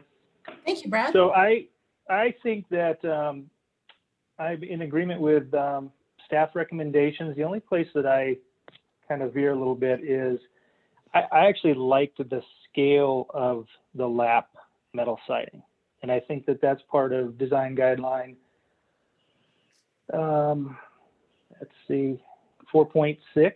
I think that bringing that kind of back service portion of the building down to that smaller scale metal, I actually appreciated that move. I thought it tied in a little bit more with some of the hand sort of scale elements of the existing building. And it just, that portion of the building has much larger panelized areas. So I kind of like that, the way it was breaking up. And I did see a little bit of nod to the shutter kind of detail there and bringing that scale down. So you know, I just would like to see what everybody else was thinking, but for me, I kind of like that scale move, and I thought that it did really relate back to some of the guidelines when you really talk about scale and the idea of, you know, a new building being recognized as current construction. So I thought it actually helped enhance those two guidelines. Okay, Brad, those are good. Those are interesting points. Graham, George, Sharon, Erica. Yeah, I'll follow up with that. First, I would like to compliment the applicant team on their thoroughness in studying design details of the neighborhood, the existing mansion. And I also noticed that in their earlier application from last spring. So I just wanted to compliment them on, you know, really focusing on that and bringing that to light to inform their design. I think that was well done.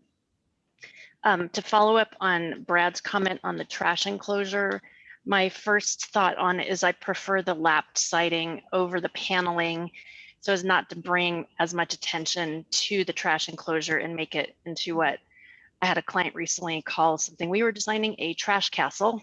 So keep it as a secondary structure with the lapped siding and kind of, you know, that more back of house feel. So I agree with that. And as far as, you know, all the other details and things that just need to be clarified, I'm in support of this application as shown, with just the clarification that Jesse needs for finalizing materials and such. But I'm excited to see this come to fruition. Aaron, thank you. Erica?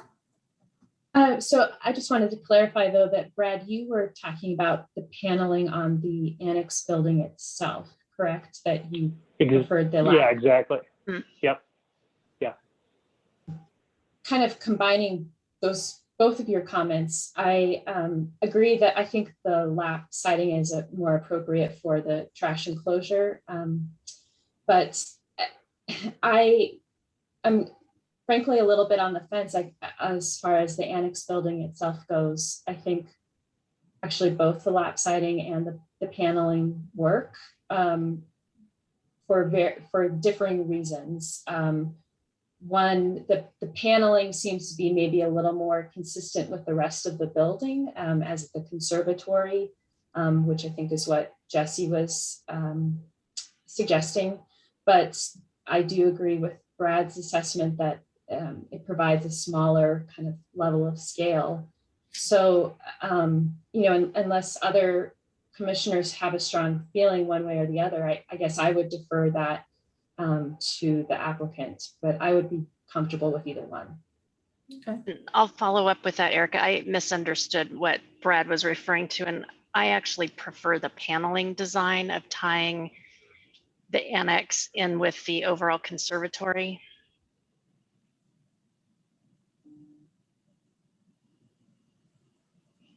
Yeah, that's the one. Okay. All right, George, did you?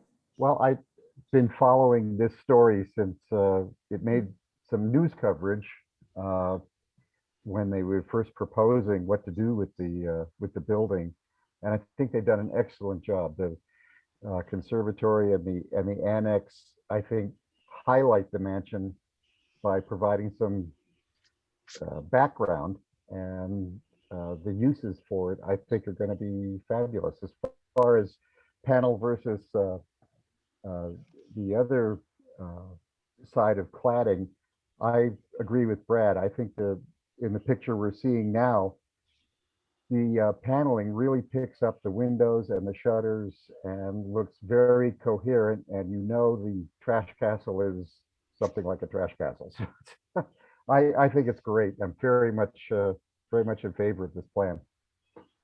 Okay, so you prefer the paneling is what I'm hearing? Yes. Okay, great. Graham? Yeah, I had a chance to look at this when we had the application information the first time, but then was not able to be part of the presentation. But agree. I think that the proportions, I think the study of how it fits in its placement on site all feels very good.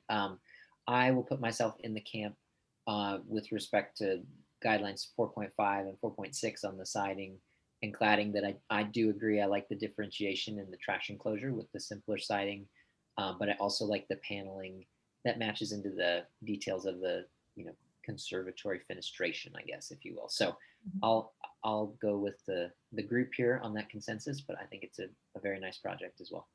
Oh, it's a fabulous project. All right. I actually, yeah, I was thinking about the guidelines as well, Graham, regarding the siding, but I actually do like the simpler.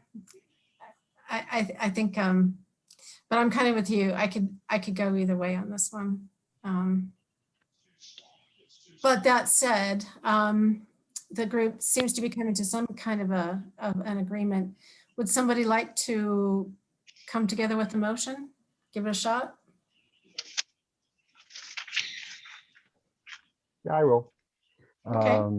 Madam Chair, I would like to move to conditionally approve the application number 2021 COA-082 for the new infill at 1290 William Street as per design guidelines 4.5, 4.6, 5.8, 5.14, 5.16, 5.17, 5.21, 5.22, and 5.23. The presented testimony, submitted documentation, and information provided in the staff report with the following conditions: that the metal cladding on the annex and trash enclosure be applied in a more traditional panel style layout that better relates to the conservatory. The applicant provide further details of the proposed brick planters, fountain feature, and rear service door. That the applicant add a dimension showing that the minimum and maximum height for the fence and retaining wall, and that the lighting labels on sheet 20 and 41 match. So no directional light is proposed for the front of the Tiers McFarland house. George, thank you. Erica. I'd like to make a friendly amendment that the Can I phrase finish it? "and trash enclosure" be Wait. removed. You need to have a second first. Sorry. That's okay, Erica. You can Do second it, Erica. we have So a I can second? second it and then give, okay, I'll second. And then I'd like to give a friendly amendment to remove the phrase "and trash enclosure" as far as applying the traditional panel style for the trash enclosure, removing that as a condition. George, do you accept the friendly amendment? I do. Great. Thank you very much, Erica and George. All right, let's I'll take a vote now. George? Aye. Brad? Aye. Aaron? Aye. Graham? Aye. Erica? Aye. And Julie also votes aye. Congratulations to the applicants. It's just a very exciting project and we're happy to have it. Jesse, thank you also. You're doing a great job. All right, onward in our design review. The next is Abigail's project. It's 2021-ZLAM-36, and it is 2611 West 32nd Avenue in Potter Highlands. Public, oh, go ahead. Okay. So application today is for a zone lot amendment at 2611 West 32nd Street. So the amendment is to change two 50-foot wide zone lots into a 58-foot zone lot and a 42-foot zone lot. So you can see here, this is a large, kind of double wide corner lot. This is because there used to be another house located on this corner here, 2601 West 32nd. It was destroyed in a fire. So currently the Williams, who own 2611 West 32nd, also own that corner lot there as well. See if I can.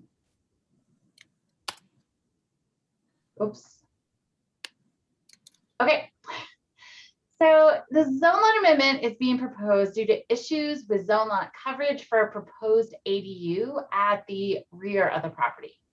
So the LPC approved the construction of an ADU at the rear of 2611 West 32nd on July 7th, 2020. So you can see there the site plan showing the rear there, the new ADU, and also isometric. So in order to construct the ADU as approved by the LPC, the Williams need to increase the size of the zone lot that has the primary residence. So as shown here, there is not basically enough lot coverage on their zone lot to be able to build the ADU as approved. So they are proposing to alter and make the zone lot that has their primary residence a little bit wider. So you can see here the existing zone lots on the left, and then here's the proposed. So they are proposing to scoot out the existing to be 58 feet wide, and then that's where their residence would be, and then that corner lot would be 42 feet wide. So if you look at kind of historic patterns, here's the Sanborn map for the district. The typical zone lot historically was for 25-foot lots. And then as you can see here, some properties kept those 25-foot lots, and then some were combined into 50-foot lots. So 25 feet are 50-foot wide lots are the standard for the district. You do also find in some places in the district where you have larger corner lots. So having a corner lot that's a little bit smaller than 50 feet doesn't meet, doesn't strictly follow district patterns. However, generally when we review zone lot amendments, kind of our real thing that we're looking at is if you're developing the lot, could you build something there that would fit typical district patterns? So our real thing with our reviews of zone lot amendments is to make sure that we're not creating a zone lot that then would create atypical development patterns, that it couldn't be developed to, put something there that would be compatible with district patterns. So we want to, keep zone lots that keep traditional district patterns. So the applicant has just done a concept drawing. They have no plans to ever develop that side lot. They really like having the wide side lot, but they've submitted plans to us to show that if they were developing it, they could build a building there per zoning that would be compatible with district patterns. So staff had requested this because we didn't want to make a recommendation until we felt comfortable that that new zone lot that would be created could be developed to meet district patterns. But based on this illustration, we feel that it shows that it wouldn't be creating an abnormal zone lot that couldn't be built on or would require an unusually sized structure. You could build a structure there that would be similar in size to the other structures on the block and in the district. So staff is recommending approval of the zone lot amendment. Okay, Abby, thank you very much. Commissioners, do you have any questions for Abby? It doesn't look like there are any questions for Abby. Jen, do we have anyone from the application that would like to talk? Yep, they're being moved over right now. Excellent. Is that Cooper? Cooper and Rebecca. Yes, hi, everybody. Hi, Cooper and Rebecca. When you're ready to give your presentation, please give your full name and your address, and then you'll have 2 minutes to make your presentation, or 10 minutes, I'm sorry. Well, thanks everybody. Cooper Williams, I'm the homeowner. My wife just had to drop off because she's dealing with a 3-year-old and a 6-month-old. So you're stuck with me today. She's got her hands full. I don't have much of a presentation. I think that Abigail did a good job presenting everything. I think the one thing to add is that we did buy the house as 2 zone lots, and so we thought about about the consolidation of them instead of a zone lot change. But there's value, I think, to be had by having them be 2 zone lots. We really don't have any plans on doing anything. We want to raise our kids here like long-term, and like having a side yard is just an unbelievable thing for us to have in the city. This conceptual plan is like only conceptual. But yeah, I think Abigail did a great job in terms of presenting the facts, and she's probably pretty sick of us. We've been working with her for about 1.5 years on this whole ADU project, so we thank her. But yeah, if anyone has any questions, I'd be happy to answer them. Great, thank you very much, Cooper. Commissioners, do you have any questions for the applicant? Well, Cooper, it doesn't look like you have any questions. So Abby, did you have any comments? Nope. Okay, great. All right, thanks, Cooper. Jen, do we have anyone from the public that would like to make a comment? Nope, the only person on is Rebecca, who may not actually be on, and Crystal, who is on staff. So okay, yeah. Rebecca does have her hands full indeed. All righty, thanks very much, Cooper. All right, commissioners, if you don't have any other questions, let's go into deliberation. What does everybody think? What are your thoughts on this? I think it's a splendid use of the property. I can well remember in Capitol Hill having to get a zoning variance to put a sandbox in my backyard for the kids. So this is a really good solution, I think, to what the growing family needs, and I would be very supportive of it. George, thank you. Anybody else? Nope, I agree, and I think that's a fabulous play structure. Yeah. So sorry, I had to throw that in there because that makes it. That was a COVID project for us. So yeah. Yes. As a landscape architect, that is an amazing play structure. So nice job. Graham, you were going to say something? Yeah, just thank you for taking the extra step also to do the zoning rendering. I think that helps to justify the change here. Beyond convenience and functionality, which is of course important also. So I'm on board and in favor, but thank you for taking that extra step as well. Graham, thank you. Would anyone like to make a motion? I can do that. Great. Madam Chair, I will move to recommend approval to the zoning administration or administrator for the application number 2021-ZLAM-036 for the zone lot amendment at 2611 West 32nd Avenue as per section 30-6, section 5.5 of the Denver Revised Municipal Code, character defining features for the Potter Highlands Historic District, presented testimony, submitted documentation, and information provided in the staff report. Graham, thank you. Do I hear a second? I'll second. Excellent. Let's take a vote. George? Aye. Brad? Aye. Aaron? Aye. Graham? Aye. Erica? Aye. And Julie also votes aye. All righty, the motion carries. Thank you to the applicant and to Abby. Thank you very much. All right, that concludes our design review projects. Jen, are there any business items? yeah, I just wanted, I meant to put this on the agenda and didn't get it on there, but wanted to let you guys know about the design guideline update that we're doing. I know I sent an email to you all, commissioners, to give you an update about that. So it wasn't a surprise to you, but we announced last week that we're finally kicking off our design guideline update. It has been many years in coming, and fits and starts with how we were going to do it, and finally figured that out. So we're going to start off by doing this we're going to have a kickoff meeting for the whole project on September 29th, and that's from 6 to 7:30 p.m. and it's via Zoom. We debated whether we should do in person or not, and that was pre-Delta variant, so glad we made that decision as it is. We are going to do that entirely via Zoom, and people can join by phone through Zoom as well.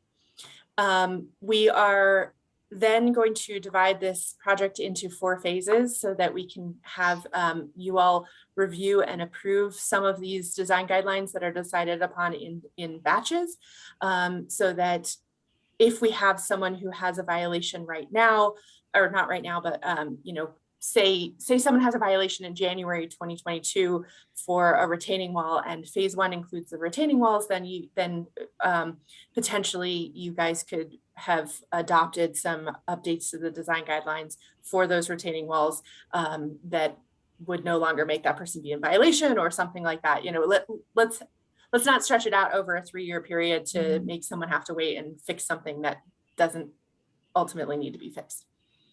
I didn't say that very well, but you get the gist.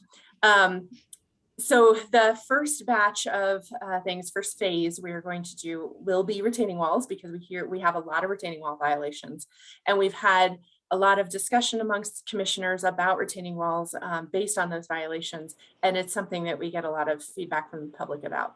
We're also planning to talk about solar panels, because we know that that's also something that you commissioners have had a lot of comments about, and it's something that applicants and the public have had a lot of comments about as well. And then the third area is we're generally going to combine it into wall cladding materials, but it's the main impetus is because of the faux wood grain siding and the 4-inch reveal requirements in our design guidelines, but we want to open it up to other cladding materials. So there's nothing in there about the, I don't remember the Japanese name, but the burnt wood siding that has been proposed a few times. There's nothing in there really about orientation of siding or things like that. So let's have that conversation as well. And then we need to make some updates to some clarifications to some of our design guidelines about things like vegetation, which we don't review and that shouldn't be in our guidelines, but are. So we're going to take some of those things out, clarify things about sheds of how we've been practicing using the guidelines, but aren't necessarily explicitly stated as much. Things that sort of thing. Egress windows is pretty vague, so we're just going to clarify that based on current practices. So so that's the goal. We have 3 other phases that we kind of divided things up based on what we think are the urgent things to address. But that is, we hope that we will have some feedback there if we're off, you know, not on the right track there. We hope that the public will be able to provide feedback, and you guys can provide feedback as to what those are. But we also don't want to we want to make things manageable. So we don't want to tackle something that would be maybe a 2-year process when we can do 2 1-year processes instead or something. So our kickoff meeting is going to be September 29th. As I said, we're going to record it. We would love for commissioners to attend live during that meeting, you know, virtually, but live. If you are not able to, then please listen to the recording and I'll share that with you all. We'd like you all to participate in a listening capacity, because we would like you all to hear what the public has to say.